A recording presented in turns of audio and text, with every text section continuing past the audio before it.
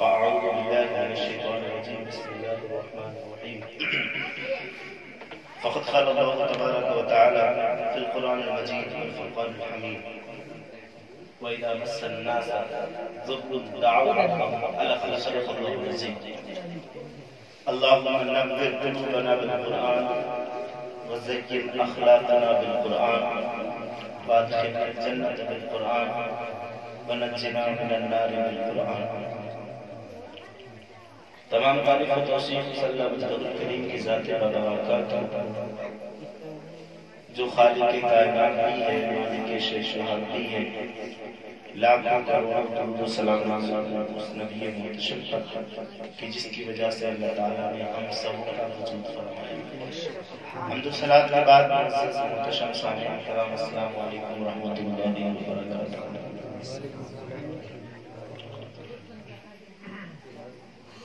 تسلسل کے ساتھ مسلسل تقریباً 5 یا 6 درس قرآن کا سماعت کر چکے ہیں.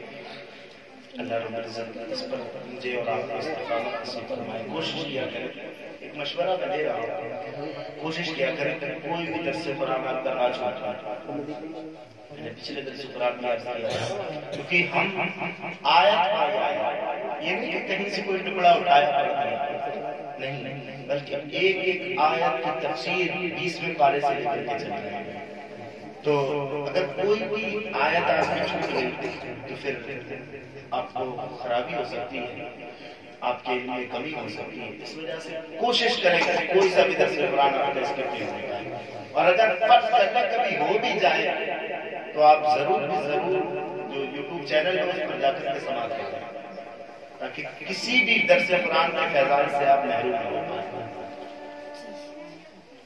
اللہ رب العزت قرآن پاک کے اندر ارشاد فرماتا ہے ان لوگوں کی مثالیں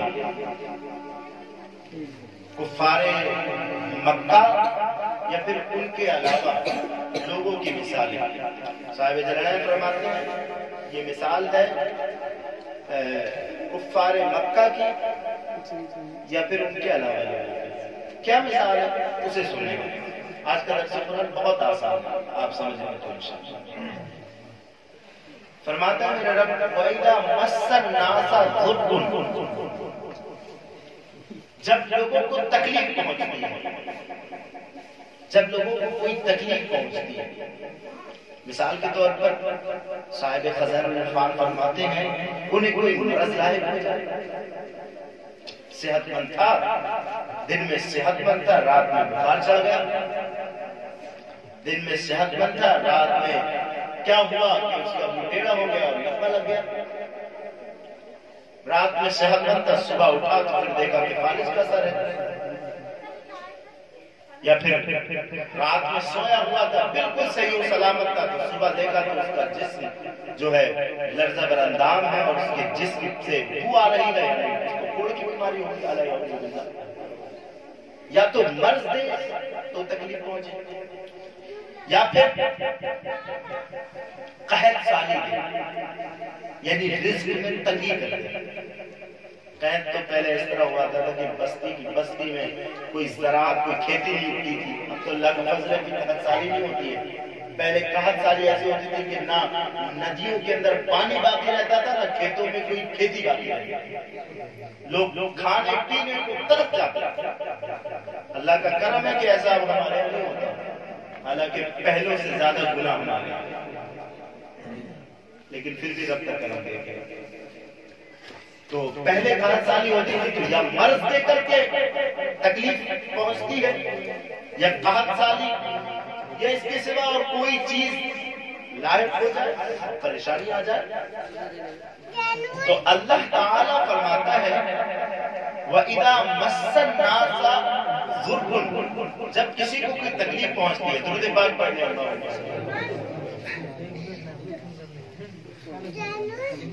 بلند آواز سے درود پاک پڑھیں.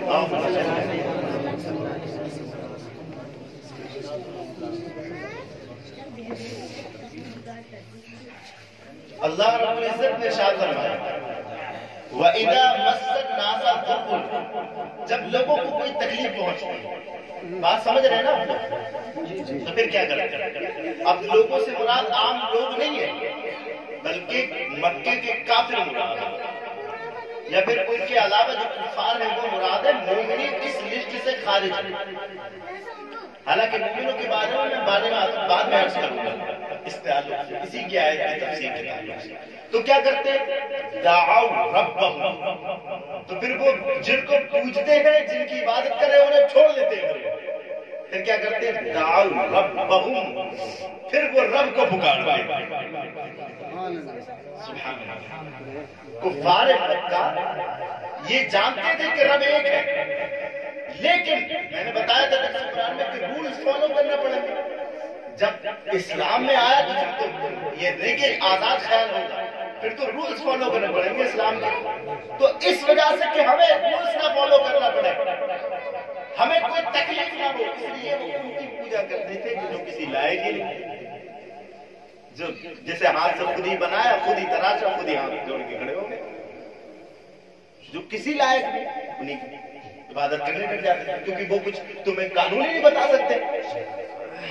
تو پھر لیکن معلوم تھا کہ اس کائنات کو جسے ہم ہاتھوں سے بنائے وہ تو نہیں بنا سکتا، کائنات کو بنانے والی ذات ہے تو وہ رب کی ذات ہے، جانتے تھے۔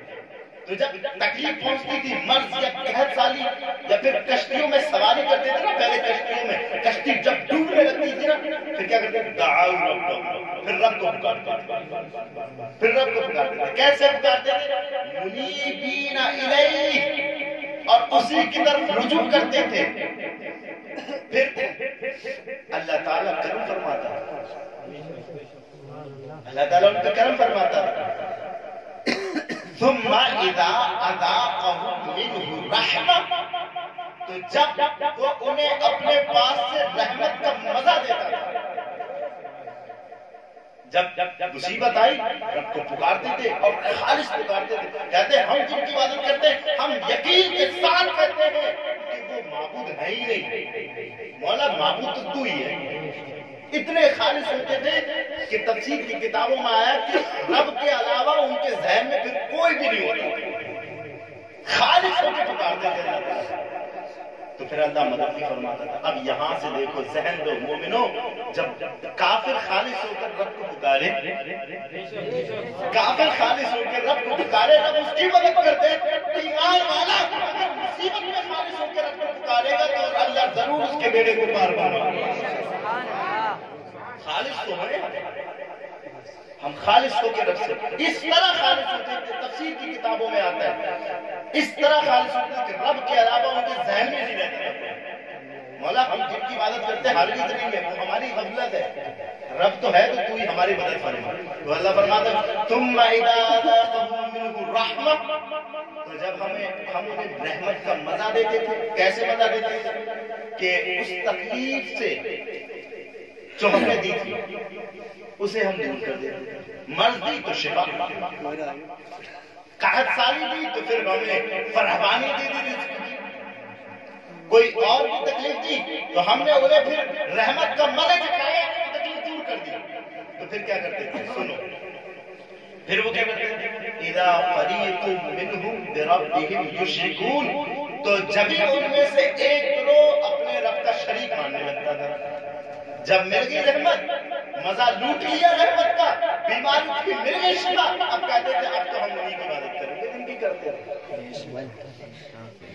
کچھ تھے جو خالص رہنے کے بعد میں پھر خالص ہی رہتے تھے، ایمان لے آتے تھے، لیکن اکثر پھر کہتے اب تو کشتی سے بچ گئے، اب تو کنارے پہ آ گئے، اب تو ہم انہیں کی پوجا کریں گے، اب تو ہم انہیں کی عبادت کریں گے، اب تو ہم انہیں کی پرستش کریں گے جن کی پرستش ہم کرتے تھے۔ فرمایا ان میں سے ایک فریق، ایک گروہ ایسا ہوتا ہے کہ جب رحمت کا مزہ چکھنے کے بعد پھر ہمارا منکر ہو جاتا ہے، ہمارے ساتھ شریک ٹھہرانے لگتا ہے۔ تو پھر اللہ رب العزت ان لوگوں کے لیے کہتا ہے اگر ایسا کر رہے ہو، خالص ہو رہے ہو، ہم دیں گے تمہیں، دیں گے، دنیا میں دیں گے، دنیا میں دیں گے۔ فرما رہے لیکفروا بما آتیناہم، ہمارے دیے کی ناشکری کر رہے ہو، لیکفروا، تم ناشکری کر رہے ہو جو ہم نے دیا اس کا، بما آتیناہم، ہمارے دیے ہوئے کی، دیکھو اللہ فرمایا فتمتعوا تو برت لو، ہم جتنا تمہیں دے رہے ہیں سب کا فائدہ اٹھا لو، لیکن فسوف تعلمون ان قریب تم جان لو گے کہ ہم نے تمہیں جتنا دیا تھا ایک ایک کا حساب لیں گے، ایک ایک کا حساب لیں گے۔ یا پھر اس کا دوسرا معنی یہ کہ ابھی تمہیں کافروں جتنا لینا ہے لے لو، قیامت میں تمہارے لیے کوئی حصہ نہیں ہے۔ قیامت میں اگر کسی کی بلے بلے ہوگی تو پھر وہ مومنوں کی ہوگی۔ اگر جنت جانے کا سرٹیفکیٹ کسے ملے گا تو وہ مصطفیٰ کے چاہنے والوں کو ملے گا۔ لیکفروا، انکار کر رہے ہو نا، ہم نے نعمت دی، مرض تھی تمہیں شفا دے دی، کشتیوں میں ڈوب رہے تھے، بھور میں پھنسے ہوئے تھے، ہم نے کرانے پہ لگا دیا، قحط سالی تھی ہم نے رزق میں وسعت کر دی، پھر تم ناشکری کر رہے ہو تو کرو، ہم نے تو رزق دے دیا۔ اور اچھا ایک بات سنو، یہ ایک سوال آپ کے ذہن میں ہوتا ہوگا کہ یہ پار ہونے کے بعد، یہ مرض سے شفا کے بعد یہ لوگ ناشکری کرنے سے ڈرتے کیوں نہیں؟ اللہ تو اس بات پہ بھی قادر ہے کہ انہیں پھر سے مرض دے دے، یہ سوال آتا ہوگا نا، اللہ تو اس بات پر بھی قادر ہے کہ ناشکری کرنے والے کو پھر اللہ تعالیٰ مرض دے دے کہ تو نے جو وعدہ کیا تھا دے، اس سے پھر گیا اسی حالت میں جا۔ یہ رب کی شان کے خلاف ہے یار، رب جسے دیتا ہے تو پھر اسے دیتا ہے، کبھی لیتا نہیں، سمجھے؟ تو اس لیے پھر اللہ اسے شفا ہی دیتا ہے، لیکن کب تک؟ دنیا میں لو شفا، دنیا میں لو مالداری، دنیا میں لو دولت، آخرت میں تمہارے لیے کوئی حصہ نہیں ہے۔ آخرت میں اگر کسی کے لیے خوشخبری ہے تو وہ مصطفیٰ کے چاہنے والوں کو۔ لیکفروا بما آتیناہم، ناشکری کر رہے ہو ہمارے دیے ہوئے، برت لو، فتمتعوا، برت لو، فسوف تعلمون، لیکن ان قریب تم جان لو۔ اسی سے ملحق ایک آیت کریمہ اور وَإِذَا أَذَقْنَا النَّاسَ رَحْمَةً فَرِحُوا بِهَا، بہت غور سے سنیے گا، یہ فون بند کر دیں پلیز۔ میں اصل میں ایک حساس قسم کا انسان ہوں، بہت ہی زیادہ مجھے لوگوں کی باتیں چبھتی ہیں جب میں بیان کرتا ہوں، کوئی تھوڑا سا ہی بات کرتا ہوں تو میرا ذہن اسی طرف چلا جاتا ہے، میں بیان نہیں کر پاتا، بول رہا ہوتا ہوں چلا جاتا ہے۔ اس لیے آپ سب، میں آپ کے قدموں میں بیٹھنے کے لائق ہوں، میری کوئی حیثیت نہیں، لیکن پھر بھی آپ اللہ سے گزارش ہے برا نہ مانیے گا۔ درس قرآن میں جب آئے تو قرآن سنیں، قرآن سنیں، یہ ہفتے میں ایک بار موقع ملتا ہے۔ موبائل تو ہم روز کان پہ لگا سکتے ہیں، لیکن قرآن کے نغمے ہم کانوں سے صرف ایک ہفتے میں ایک بار ہی سن سکتے ہیں۔ تو اپنے دوستوں سے کہیں کہ بھائی یہ فلاں ٹائم ہے، اس میں تھوڑا سا فری کر دیں ہمیں اور ہم قرآن سنیں گے انشاءاللہ۔ توجہ ہے نا؟ کہیے گا سبحان اللہ۔ اب اللہ فرماتا ہے وَإِذَا أَذَقْنَا النَّاسَ رَحْمَةً، اور جب ہم لوگوں کو رحمت کا مزہ دیتے ہیں، جب ہم لوگوں کو رحمت کا مزہ دیتے ہیں، یعنی تندرستی اور وسعت رزق دیتے ہیں، اور یہاں بھی لوگوں سے مراد کون؟ کفار مکہ، یا پھر ان کے علاوہ جو کفار، یعنی مومنین اس رشتے سے خالی نہیں۔ تو جب ہم لوگوں کو رحمت کا مزہ دیتے ہیں، فرحوا بہا، سب خوش ہوتے ہیں، بہت خوش ہوتے ہیں، بہت خوش ہوتے ہیں اس سے، اور اتراتے ہیں کہ دیکھو تم ہو، مسلمانوں سے اتراتے ہیں اور ان پر چیلنج کرتے ہیں کہ دیکھو تمہارا رب اگر تمہارے ساتھ ہوتا تو پھر مالداری ہمارے پاس تھوڑی نہیں ہوتی، یہ دولت کی گڈیاں ہمارے پاس تھوڑی نہیں ہوتی، یعنی تمہارا رب تمہارے ساتھ نہیں ہے، لیکن ہم جن کی پرستش کر رہے ہیں وہ ہمارے ساتھ ہے، دیکھو اتراتے پتا نہیں تھا کہ رحمت کا مزہ دینے والا ربی ہے۔ اور ایک بات یاد رکھنا، حدیث پاک بلکہ قرآن پاک کے اندر موجود ہے، اللہ رب العزت جسے اپنی رحمت سے دور کرنا چاہتا ہے، جسے اپنی رحمت سے دور کرنا چاہتا ہے اسے دولت دیتے ہیں۔ سمجھ رہے ہیں بات؟ دولت ملنے پر خوش نہ ہوئے، ہاں اگر رزق حلال طریقے سے ہے تو شکر کرے. اگر اس دولت سے آپ زکات کے موقع پر زکات نکال رہے ہیں تو خوش ہوں. اگر اس دولت کو جو اللہ نے آپ کو دی ہے اگر کوئی پریشان دکھ رہا ہے آپ اس کی مدد کر رہے ہیں تو خوش ہوں کہ اللہ نے دولت دی ہے ساتھ میں سعادت بھی دی ہے. لیکن قرآن پاک میں آیا کہ جب اللہ رب العزت کسی اپنی رحمت سے دور کرنا چاہتا ہے تو اسے دولت کی فراوانیاں دے دیتا ہے, دروازے کھول دیتا ہے. لوگ کتنا لوگ پھر بندہ غافل ہو جاتا ہے. آپ دیکھیں جس کے پاس زیادہ دولت وہ نمازوں کے لیے بہت کم جاتا ہے, مصروفیت زیادہ ہوتی ہے. اور سنو, جسے رب اپنی رحمت کا مزہ چکھانا چاہتا ہے اسے سجدوں کی توفیق دیا کرتا ہے. یا رسول اللہ, سجدوں کی توفیق دیتا ہے, اسے دولت نہیں دیتا. ہاں دولت نہیں دیتا ہے, لیکن اگر آپ سمجھیں کہ رب ہم سے راضی ہے کہ نہیں تو پھر سمجھ گئے کہ اگر آپ نماز کے پابند ہیں سمجھ لیں رب تم سے راضی ہے. یہ روایتوں میں آیا ہے کہ جب رب تعالیٰ کسی پر رحمت فرماتا ہے تو اسے سجدے کی توفیق دے دیتا ہے. تو فرمایا وَإِذَا أَذَقْنَا النَّاسَ رَحْمَةً فَرِحُوا بِهَا, تو جب ہم کفار کو رحمت کا مزہ دیتے ہیں نا تو پھر وہ خوش ہوتے ہیں اور خوش اس طرح کے اتراتے ہیں اور مسلمانوں پر تانا دیتے ہیں, دیکھو ہمیں دولت مل رہی ہے تمہیں کچھ نہیں مل رہا ہے. اور یہ صورتحال اس وقت میں بھی ہمارے لیے نصیحت ہے. اگر کفار کے پاس یا غیروں کے پاس مال کے انبار ہے تو اس سے مایوس ہونے کی ضرورت نہیں. تمہارے پاس وہ دولت ہے کہ وہ جو ہندوستان کا یا کسی بھی جگہ کا پرائم منسٹر ہے نا اس کو بھی یہ دولت نصیب نہیں کہ وہ مصطفیٰ کا غلام بن جائے. ہم سب مصطفیٰ کے غلام. اتنا بڑا عہدہ ہونے کے باوجود بھی مصطفیٰ کا غلام نہیں بن سکا اور ہم حضور کے غلام بن گئے. اور جو غلام بن جاتا ہے وہ دنیا کا امام بنا کرتا ہے. کہانی ایک شاعر نے کہ جب ان کے گدا بھر دیتے ہیں شاہان زمانہ کی جھولی, محتاج کا جب یہ عالم ہے اور مختار کا. گدا کے عالم ہوتا ہے نا کہ دنیا دروازوں پر پڑی رہتی ہے ان کے.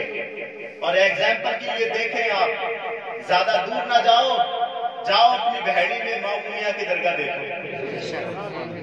دیکھو بریلی شریف میں امام احمد رضا کی درگاہ, دیکھو کلیر شریف میں خواجہ, دیکھو کلیر شریف میں جا کر کے صابر کلیری کی درگاہ, دیکھو اجمیر شریف میں جا کر خواجہ معین الدین چشتی کی درگاہ.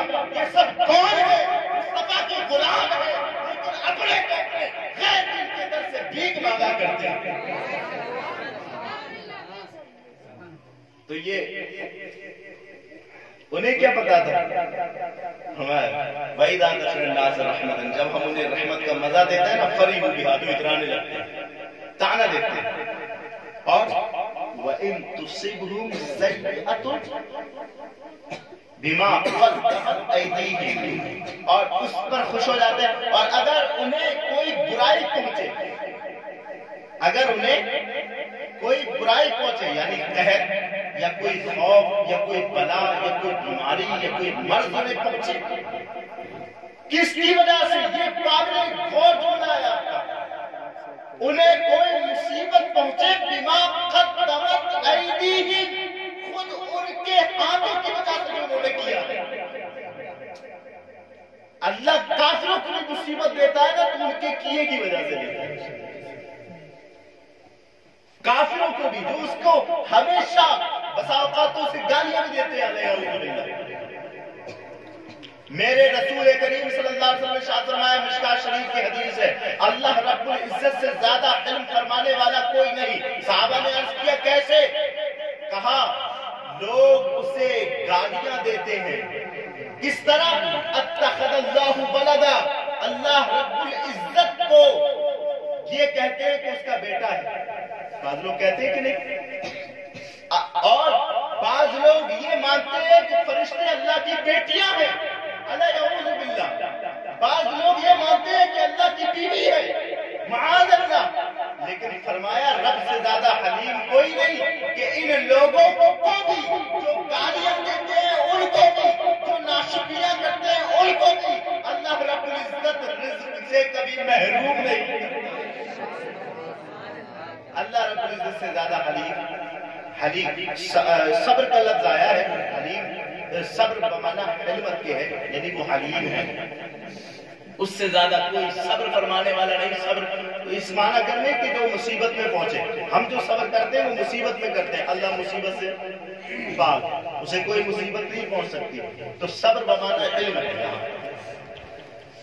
تو اتراتے اور جب انہیں کوئی تکلیف پہنچے کس وجہ سے؟ دماغ ختم تکلیف ان کے ہاتھوں کی کیے ہوئے کی وجہ سے۔ کفار کو جہنم میں ڈالا اس وجہ سے جائے گا کہ انہوں نے رب کی ناشکری کی، انہوں نے لوگوں کے گلے دبائے، انہوں نے لوگوں کی زمینیں ہڑپی، سمجھے؟ ان کے ہاتھوں کے کیے کی وجہ سے جب کوئی مصیبت ہوتی ہے اذا هم یقنطون، تو وہ نا امید ہو جاتے ہیں، تو پھر وہ نا امید ہو جاتے ہیں۔ جب کوئی مصیبت پہنچے کس وجہ سے؟ ان کے کیے کی وجہ سے۔ صاحبوں، اگر ہمیں مسلمان ہونے کے باوجود بھی کوئی تکلیف پہنچ رہی ہے تو پھر یہ سوچے کہ ہم کر کیا رہے ہیں۔ اگر کوئی دقت کا ہمیں سامنا کرنا پڑ رہا ہے تو پھر سوچے کہ ہمارا کیا کیا ہے۔ آج جو ہم مغلوب ہیں وجہ یہی ہے کہ ہمارے کیے اتنے بیکار ہیں کہ ہم سے تخت شاہی چھین لیا گیا ہمارے کیے ہوئے کی وجہ سے۔ تو جب ہی وہ نا امید ہو جاتے ہیں، یعنی اللہ تعالیٰ کی رحمت سے نا امید ہو جاتے ہیں اور ناشکری کرنے لگتے ہیں۔ حالانکہ اب مومن کے بارے میں کلام ہے، مفسرین صاحب خزائن العرفان نے بھی، صاحب صراط الجنان نے بھی، صاحب جلالین نے بھی، یہ تینوں نے لکھا، فرماتے ہیں حالانکہ مومن کی ایک صفت نہیں ہوتی، خوشی پہنچتی ہے تو شکر کرتا ہے، غم پہنچتا ہے تو صبر کرتا ہے۔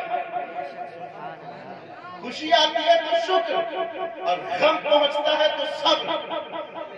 مومن کی شان یہ نہیں کہ خوشی آئے تو پھر خوشی میں ڈانس پارٹیاں کرے۔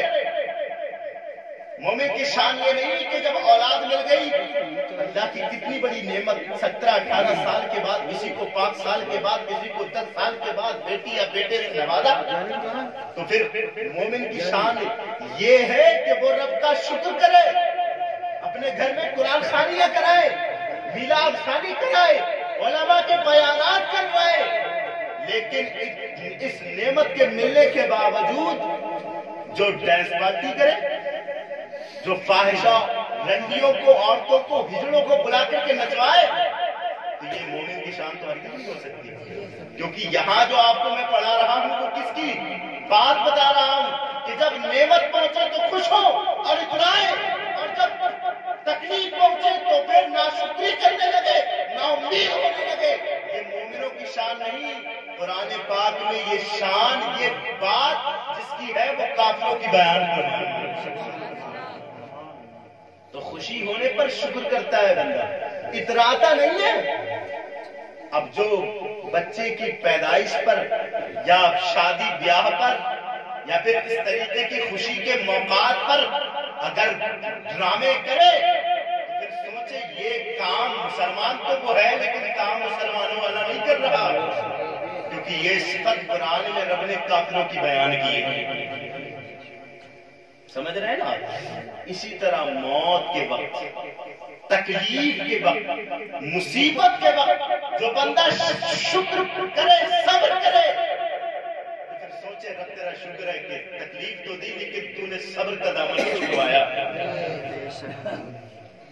میت گھر میں کوئی قریبی چلا جائے سینہ نہیں پھٹ جاتا؟ بالکل۔ جس باپ نے ہمیں اپنے کسب کے ذریعے، محنت کے ذریعے، مزدوری کر کر کے، کما کما کر کے کھلایا، وہ مر جائے، پھٹ نہیں جاتا سینہ انسان کا؟ لیکن حکم یہ ہے کہ تمہیں نوحہ کرنے کی ضرورت نہیں، تمہیں ناشکری کرنے کی ضرورت نہیں، اس وقت بھی تمہیں صبر کرنا ہے، اس وقت بھی تمہیں صبر کرنا ہے۔ اب اس پر میں نصیحت کر دوں، میت کے وقت بالخصوص عورتوں کو دیکھا جاتا ہے کہ وہ نوحہ کرتی ہیں، نوحہ پیٹ پیٹ کر، کبھی بال نوچتی ہیں، کبھی جو ہے اپنے کپڑوں کو نوچتی ہیں، کبھی سینے پر ہاتھ مارتی ہیں، اور پھر بیان کرتی ہے میرا فلاں جو مر گیا وہ ایسا تھا، وہ ایسا کرتا تھا، مجھ سے پیار کرتا تھا، مجھے ساتھ میں بٹھا کر کھلاتا تھا، میرا بھائی چلا گیا وہ مجھ سے اتنی محبت کرتا تھا۔ آپ جانتے ہیں یہ کتاب نصیحت دارین، اس کتاب کے اندر رسول اللہ صلی اللہ علیہ وسلم کا فرمان موجود ہے۔ حضور نبی کریم صلی اللہ علیہ وسلم ارشاد فرماتے ہیں کہ میت کو تکلیف کے وقت، جب گھر میں میت ہو جائے، کوئی تکلیف پہنچے اور بندہ نوحہ کرنے لگے، تو پھر حضور صلی اللہ علیہ وسلم ارشاد فرماتے ہیں لیس منا، وہ ہم میں سے ہے ہی نہیں،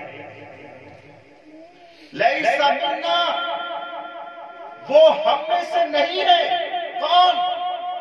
کہ جو تکلیف پہنچنے کے بعد اپنے رخساروں پر زر لگائے یا اپنے گریبان کو چاک کیے، یا پھر زمانے جاہلیت میں جو لوگ الفاظ بولا کرتے تھے، جیسے میرا فلاں چلا گیا وہ میرے ساتھ بیٹھا کرتا تھا، مجھے کھانا کھلایا کرتا تھا، یہ جو زمانے جاہلیت میں لوگ الفاظ بولتے تھے، اگر ایسے لفظ بولے تو فرماتے لیس منا، وہ ہم میں سے نہیں ہے۔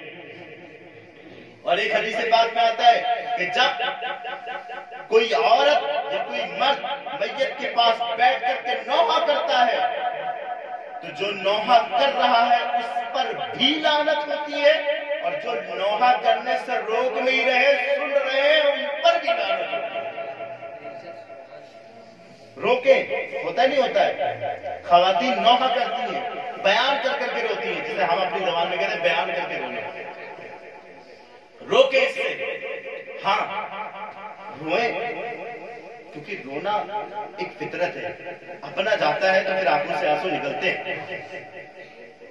جیسا کہ نبی کریم صلی اللہ علیہ وسلم نے اپنے نواسے کو دیکھا، حضرت امام حسین کے تیسرے بھائی، آپ دو بھائی تھے، حضرت امام حسن پہلے، حضرت امام حسین، اس کے بعد ایک اور شہزادی کی پیدائش ہوئی، لیکن وہ پیدا ہوتی ہی غالباً یا کچھ دنوں بعد ان کا انتقال ہوا۔ تو حضور صلی اللہ علیہ وسلم نے جب اپنے نواسے کو دیکھا، اس نواسے کو جو پیدا ہوتے ہی یا کچھ دنوں بعد انتقال ہوا تھا، کہ بچہ سانس مضطرب لے رہا ہے، یعنی اٹک اٹک کے جو سانس آتی ہے نا، جو مرنے سے پہلے کی جو سانس ہوتی ہے، اس طریقے سے سانس لے رہے تھے نواسے رسول برادر حضرت امام حسین، یعنی وفات کا وقت بہت قریب تھا۔ جب آپ نے اس کیفیت کو ملاحظہ فرمایا تو آپ کے چشمان مبارک نے آنسو بہانا شروع کر دیا، میرے حضور نے آنسو بہانا شروع کر دیا۔ حضرت سعد نے عرض کی یا رسول اللہ یہ کیا ہے؟ یعنی آپ کے رونے کی وجہ کیا ہے؟ آپ کیوں رو رہے ہیں؟ یاد رکھنا، تیرا میرا کرنا کوئی دلیل نہیں رکھتا، لیکن نبی کا ہر ہر کام شریعت ہوا کرتا ہے، قانون رولز آف اسلام ہوا کرتا ہے، قانون اسلام ہوا کرتا ہے۔ تو پھر حضرت سعد نے عرض کیا حضور یہ کیا ہے، آپ کیوں رو رہے ہیں، آپ کے رونے کی وجہ کیا ہے؟ اس کے جواب میں آپ نے فرمایا یہ وہ رحمت ہے جو اللہ تعالیٰ نے اپنے بندوں کے دلوں میں ڈالی ہے، اگر اللہ یہ آنسوؤں کی رحمت نہ رکھتا نا تو لوگ غم کی وجہ سے مر جاتے۔ تم آنسو بہا دو، دل میں حارس بندی ہو غم کی، رونے لگو، آپ کچھ دیر رو گے، آدھا ایک گھنٹے تک آپ کا دل ٹھنڈا پڑ جائے، ہوتا ہے کہ نہیں ہوتا؟ اللہ کے رسول نے فرمایا یہ رحمت ہے، رحمت جو اللہ تعالیٰ نے اپنے بندوں کے دلوں میں ڈالی ہے۔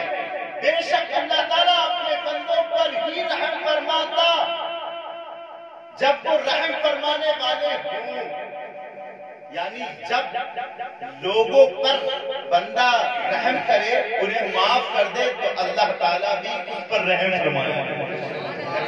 احسن کما احسن اللہ الیک، بھلائی کرو لوگوں کے ساتھ جیسے اللہ نے تمہیں پیدا کر کے تم پر بھلائی فرمائی۔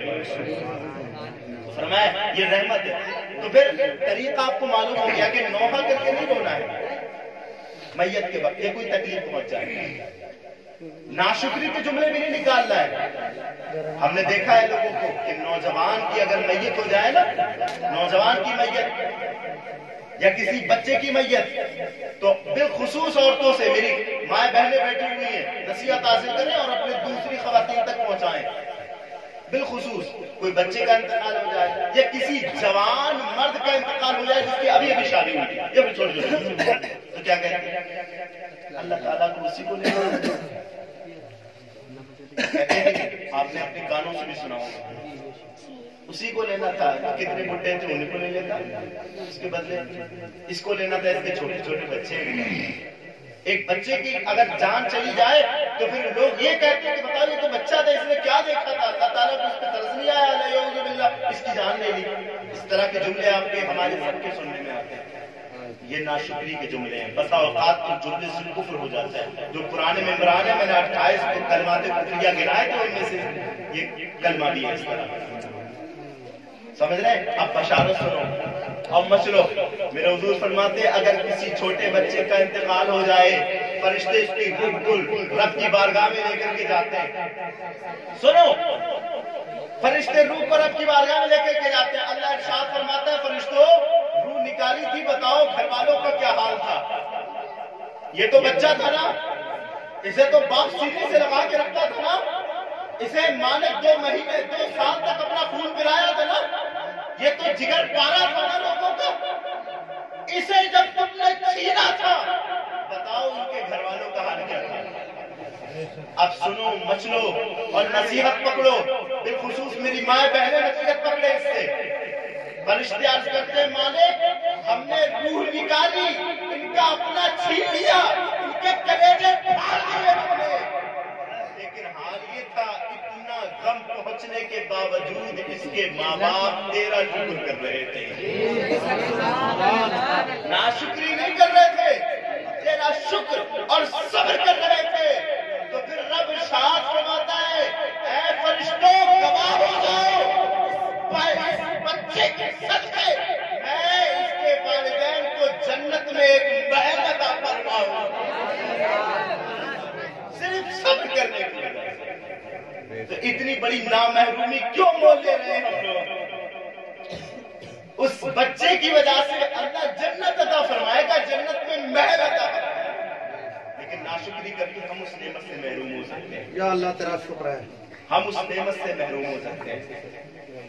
یہاں تک آتا ہے کہ جو بچے بچپنے میں انتقال کر جائے نا, تو جب ان کے والدین پہنچیں گے تو بچہ اپنے رب سے عرض کرے گا, توجہ چاہوں, اپنے رب سے عرض کرے گا مالک مجھے بتا کیا میری کوئی خطا تھی جو تو نے مجھے بچپنے میں لے لیا.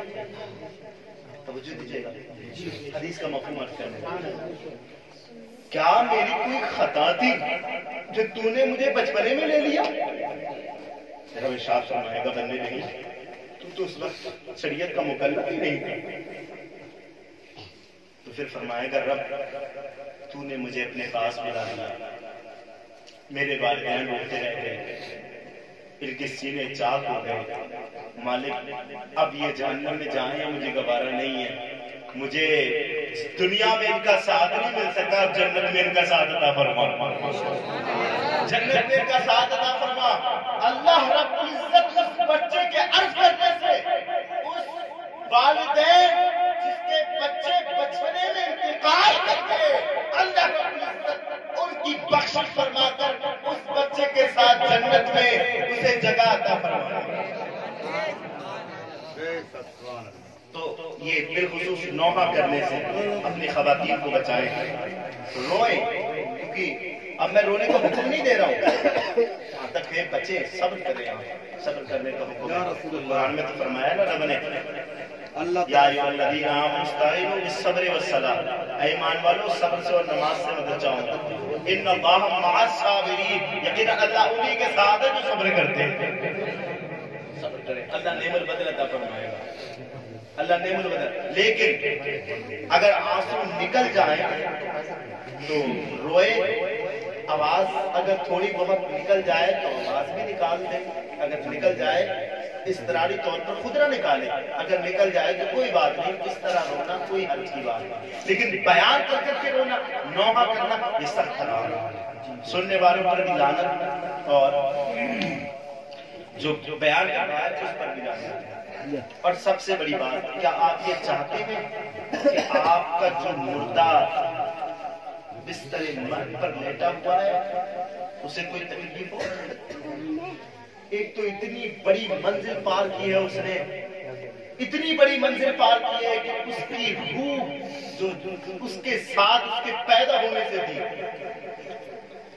روح اور جسم کا ساتھ کتنا بڑا ساتھ ہے، کتنا بڑا ساتھ ہے کہ جب سے پیدا ہوا تب سے اس کا ساتھ تھا، وہ جسم سے نکلی ہے۔ فرماتے ہیں کہ جب بندے کی روح قبض کی جاتی ہے تو اسے اتنی شدت ہوتی ہے کہ اگر 1000 تلواریں بھی ایک ساتھ اس کو ماری جائیں نا تو اتنی تکلیف نہیں ہوگی جتنی تکلیف اس کو موت کے۔ ایک روایت میں آتا ہے کہ اگر جس وقت بندہ انتقال کرتا ہے نا اور اس کی روح قبض کی جاتی ہے تو اس طرح کا عالم ہوتا ہے کہ کسی کھاڑدار درخت پر، کانٹوں والے درخت پر کوئی سوتی دوپٹہ پھینک دے، اسے کھینچے، اس طرح اس کا ریزہ الگ ہو جاتا ہے نا، اس طریقے سے اس کو تکلیف ہوتی ہے۔ یہاں پیروں سے روح نکلتی ہے نا، بڑا شدت، بڑی تکلیف ہوتی ہے۔ یار قربان جاؤ تمہارے میرے نبی پر، قربان جاؤ میرے حضور کی رضا کا عالم۔ ظاہری طور سے آپ دنیا سے تشریف لے آئے، آپ صلی اللہ علیہ وسلم کو نزا کی شدت تھی، آپ کے چہرے پر پسینہ آ رہا تھا، آپ کے چہرے پر پسینہ، آپ ایک پیالے میں ہاتھ ڈالتے اور اپنے چہرے پر لگاتے، پیالے میں ہاتھ ڈالتے اپنے چہرے پر لگاتے اور اپنے رب سے دعا کرتے تھے، مالک نزا کے وقت میں بہت سختی ہے، میری امت کو کوئی سختی ہوئی ہے مجھے گوارا نہیں، اس سے دعا ہے مالک میری امت کو جتنی تکلیف نزا کے وقت ہو، آج میری نزا کے وقت ساری تکلیف وہ مجھے دے دے، کیونکہ میری امت پر ایک بھی تکلیف آئے یہ مجھے گوارا نہیں۔ آج ہم کیسے بھول گئے اس کو، کیسے ہم بھول گئے، ہمیں کیوں حضور کی یاد نہیں آتی، ہمیں کیوں حضور کا نام نہیں یاد آتا۔ میرے حضور صلی اللہ علیہ وسلم شاہ فرماتے ہیں نا، میری امت کے پیر میں اگر کانٹا بھی لگے نا، کانٹا بھی لگے، حضور فرماتے ہیں اس کی تکلیف میں محسوس کیا کیسے حضور کو ہم کیسے وہ ایک شخص تھا نا، میں نے بیان کر چکا ہوں، جس کے خواب میں حضور تشریف لائے تھے، حضور رو رہے تھے، وہ عرض کرنے لگا حضور آپ کیوں رو رہے ہیں، آپ کی داڑھی مبارک سے آنسوؤں کے قطرات ٹپک رہے تھے، عرض کیا حضور آپ کیوں رو رہے ہیں، ارشاد فرمایا میری امت کو بتاؤں اس کو ضرور نہیں پڑتی مجھے بھول گئی، جس کی وجہ سے میں نے تکلیف اٹھائی، میرے نواسوں نے اپنا پورا خاندان قربان کر دیا، اپنے بچے دیے، اپنے بھتیجے دیے، اپنے بھانجے دیے، میرے نواسیوں نے اپنے سر کے دوپٹے دیے، آج امت مجھے بھول گئی، میری امت کو بتاؤ مجھے یاد کیوں نہیں کرتی۔ جب رات میں لوگ سو جاتے ہیں، صوفی سلطان الرحمت رضوان فرماتے ہیں، صوفی سلطان الرحمت رضوان فرماتے ہیں لوگوں کا معیار ہے آج کے دور میں موبائل چلانے کا، میں نکمہ بھی سب شامل ہے اس میں۔ آپ رات میں اٹھ کے دیکھیں، صوفی سلطان الرحمت فرماتے ہیں کہ آپ رات میں اٹھ کے دیکھیں 2 بجے یا 1 بجے اپنے بھائی کے کمرے میں جاتے ہیں، اس کا موبائل چلتا ہے، اپنی بہن کے کمرے میں جا کے اس کا موبائل چلتا ہو، اپنے متعلقین کے کمروں میں جا کے رات میں 1-2 بجے موبائل چلتا رہا، ویڈیوز یا گیمز یا چیٹنگ یا ٹائپنگ کچھ بھی کرتے ہیں، راتوں میں سو گئے، موبائل کب گر گیا پتا نہیں۔ صوفی سلطان فرماتے ہیں تو سو گیا، مصطفیٰ پوری رات تیرے درود کا انتظار، معمول بنائیے، درس و قرآن سے پیغام لے کے جائیں، انشاءاللہ میں بھی ہوں. دن میں کم سے کم ہم سب کام والے لوگ ہیں, دن میں کم سے کم ہم کچھ نہیں کریں گے لیکن 10 بار حضور کا درود ضرور کریں. یہ فراموش نہیں. آپ کی صبح ہو نا تو درود پڑھنے کے ساتھ آپ 10 بار حضور کا درود ضرور کریں تاکہ آپ نہ بھولنے والوں کی لسٹ سے پائے. حضور کو تکلیف ہے. یہ میں قصہ کہانی کتاب کو پڑھا ہوا نہیں بتا رہا, یہ ابھی کی بات بتا رہا ہوں. حضور نے فرمایا میری امت سے کہو آپ کے لیے حضور کا یہ فرمان اہمیت کا حامل ہے. آپ حضور کو معمول بنائے کہ دن میں 10 بار کریں. تو اب میں جو عرض کر رہا تھا کہ تکلیف آنے پر اگر ناشکرے ہو جائے یہ مسلمان نہیں کافر ہوتا, اور خوشی آنے پر اترائے یہ مسلمان نہیں کافر ہوتا. مسلمان کون خوشی ہو تو شکر کرے اور مصیبت آئے تو صبر کرے. تو خوشی پر انشاءاللہ ہم سب یہ جو ربنا خرافاتیں ہیں انشاءاللہ سب کو دور کرنے کی کوشش کریں. اپنی شادیوں میں حضور کا ذکر مناؤ. شادیاں بھی ہو, وہ میں نے ایک شعر پڑھا تھا, سکھاؤ لڑکیوں کو ناچنا تم, سکھاؤ لڑکیوں کو ناچنا تم تو پھر وہ خود سیکھ جائیں گی نچانا. تم نچاؤ, تم ناچنا سکھاؤ, شادی کے بعد وہ تمہیں نچانا سکھاؤ. اس لیے صاحبوں اس سے بالکل دور ہو جاؤ. مسلمانوں میں یہ ہونے نہیں چاہیے. یہ ڈی جے تاشے بازی بالکل بند کرو. شادیاں ہیں, خوشی مناؤ, مصطفیٰ کا ذکر حضور کی یاد مناؤ. انشاءاللہ آپ کے گھر میں آنے والی خاتون کے اندر اگر کمیاں بھی ہوں گی نا حضور کے ذکر کی وجہ سے سب دور ہو جائیں گے. میں دعوے کے ساتھ حضور کے ذکر میں وہ برکت ہے, حضور کے ذکر میں وہ برکت ہے. کیونکہ جہاں حضور کا ذکر ہوتا ہے وہاں رحمت کے انوار پھیلتے ہیں. حتیٰ کہ دماغ کے اندر آتا ہے جب حضور کا ذکر ہو وہ جگہ جنت کی کاری بن جائے. سمجھے تو آپ بھی کریں اور میت کے وقت نوحہ کرانے سے اور جب سے پرہیز کرائیں. بہت ساری برابریں ہیں, انشاءاللہ کبھی وقت ہوگا تو میں عرض کروں گا. آخری آیت کریمہ سنیں.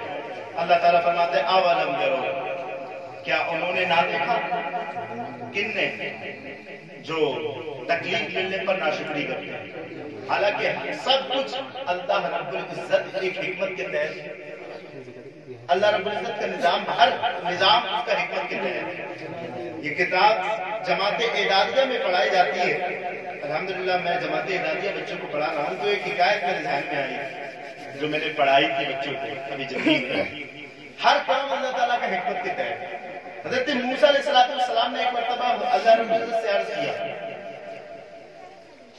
الہی چے خوشبو دے کہ چہار چیز بودے و چہار چیز نہ بودے. مالک کتنا اچھا ہوتا کہ 4 چیزیں ہوتی اور 4 چیزیں نہیں ہوتی.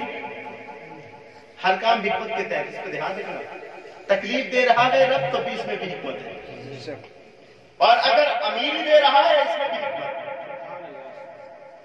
ہر کام میں حکمت, ناشکری نہیں, تکلیف میں سب اور خوشی میں شکر, یہ کرنا نہیں.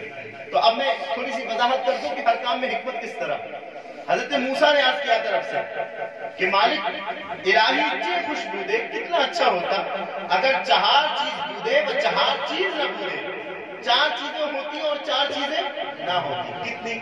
4 چیزیں ہوتی اور اب کون کون سی ہوتی؟ اللہ رب العزت نے ارشاد فرمایا موسیٰ بتاؤ کون سی چیزیں ہوتی کون سی چیزیں نہ ہوتی. عرض کیا مولا زندگانی بودے مرگ نہ بودے. زندگی تو ہوتی لیکن موت نہیں ہوتی. زندگانی بودے مرگ نہ بودے. زندگی تو ہوتی موت نہیں ہوتی. پھر عرض کیا مولا بہشت بودے دوزخ نہ بودے. جنت تو ہوتی دوزخ نہیں ہوتی. ہے نا سبحان اللہ. بہشت بودے دوزخ نہ بودے. جنت ہوتی دوزخ نہیں ہوتی. اور تیسری عرض کیا مالک تبانگری بودے درویشی نہ بودے. امیری ہوتی غریبی نہ ہوتی. امیری ہوتی غریبی نہ ہوتی. ارشاد فرمایا اور آخری بات مالک تندرستی بودے بیماری نہ بودے. تندرستی ہوتی سب صحت یاب ہوتے کوئی بیمار نہیں ہوتا. اتنا اچھا ہوتا کہ موت بھی نہیں ہوتی, دوزخ بھی نہیں ہوتی, صحت کے بعد مرض بھی نہیں ہوتی اور غریبی بھی نہیں ہوتی. انسان عیش میں کاٹتا بھی نہیں کرتا. بتائیں کبھی موت کا خوف ہوتا اور پھر جنت, دوزخ تو ہے ہی نہیں, جنت کتنا اچھا ہوتا ہے. اللہ رب العزت ارشاد فرماتا ہے موسیٰ یہ کام میں اپناتے ہیں. اب وہ کس طرح سنو عبادت. فرماتے ہیں صاحب کتاب یہ قول ذکر کرتے ہیں, کہتے ہیں کہ اے موسیٰ, اللہ رب العزت فرماتا ہے اے موسیٰ اگر زندگی بودے مرگ نہ بودے, اگر زندگی ہوتی موت نہیں ہوتی بلقائے ماں کے مشرف شدے تو بتاؤ کہ میری زیارت کون کر پاتا, مجھے کون دیکھ پاتا, میری تجلیات سے مشرف کون ہو پاتا. جب رب کا بندے دیدار کریں گے تو کہیں گے رب ہمیں جتنی بھی نعمتیں ملی سب کم تھی, تیرا دیدار سب سے زیادہ ہے. اللہ کا دیدار. فرمایا موت ہم نے اس لیے رکھی تاکہ ہم مومنوں کو اپنے دیدار سے مشرف کر سکیں, اور جنہوں نے ہمیں ناشکری کی, جنہوں نے ہماری انہیں ہم دوزخ دے سکتے. کہا اے موسیٰ زندگی بودے مرگ نہ بودے بلقائے ماں مشرف شدے تو پھر میرے دیدار سے مشرف کون ہو پاتا. کہا دیکھو حکمت تھی کہ نہیں, موت میں بھی حکمت ہے کہ نہیں.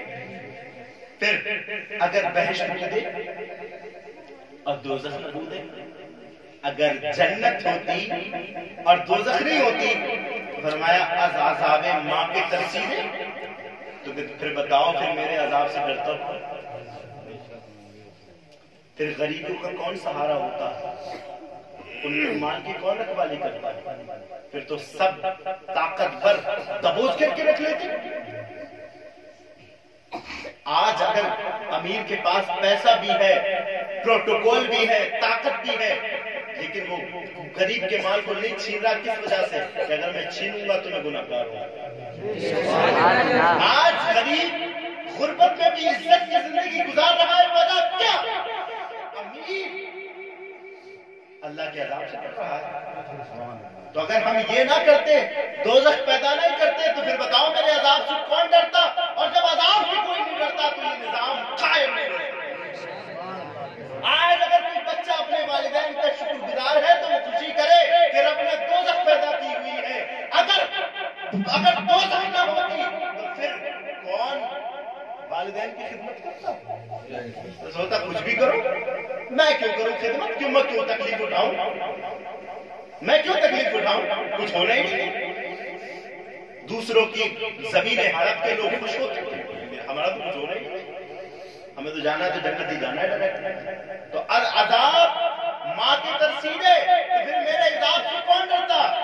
اور اگر تماندری بودے درویشی نہ بودے, اے موسیٰ اگر امیری ہوتی غریبی نہیں ہوتی تو فرمایا شکر نعمت ماں کے گنتے تو پھر میری نعمت پر شکر کون ادا کرتا. جب کوئی چیز نہ ہو پھر ملے تبھی تو کہتے ہیں اللہ ذرا شکر ہے, اور جب سب کچھ اویلیبل ہوتا تو پھر کون شکر ادا کرتا. اور فرمایا اگر تندرستی بودے بیماری نہ بودے, اگر تندرستی ہوتی اور بیماری نہیں ہوتی فرمایا ماں را کے یاد کرتے تو پھر مجھے یاد کون کرتا. جب بندہ بیمار ہوتا ہے تبھی کہتا ہے مالک شفا دے, جب بندہ تکلیف میں ہوتا ہے تبھی جاتا ہے نا مسجد تو کہتا ہے مالک میری تکلیف دور کر دے. تو کہتا پھر مجھے یاد کون کرتا. اگر ہم نے بیماری اس لیے دی تاکہ بندہ ہماری یاد سے غافل نہ ہو جائے, تو ہر کام میں اللہ تعالیٰ کی حکمت ہے کہ نہیں. تو پھر فرمایا کہ ہمارے ہر کام میں حکمت ہے. اولم یرو, کیا یہ نہیں جانتا یبسط الرزق لمن یشاء ویقدر کہ اللہ رزق زیادہ کرتا ہے جس کا چاہے اور رزق کم کرتا ہے جس کا چاہے. جسے چاہے زیادہ دیتا ہے اور جسے چاہے کم ہے. اس سے کوئی اس کا اختیار جو چاہے وہ کرے, جسے چاہے رزق زیادہ دے, جسے چاہے تنگی کرے, اس کی مرضی. کو خالق و مالک ہے, اس کے حکم پر کون آپشن اٹھانے والا ہے؟ اب المیرو کیا ہے کہ انہوں نے نہیں دیکھا کہ یہ لوگ نہیں جانتے؟ اور یبسط الرزق لمن یشاء ویقدر, اللہ رزق زیادہ کرتا ہے جس کا چاہے, رزق کم کرتا ہے جس کا چاہے. فرمائے یہ جو ساری چیزیں ہم نے بیان کی, ان فی ذلک لآیات لقوم یؤمنون, یہ نشانیاں انہی کے لیے ہیں جو ایمان والے ہیں.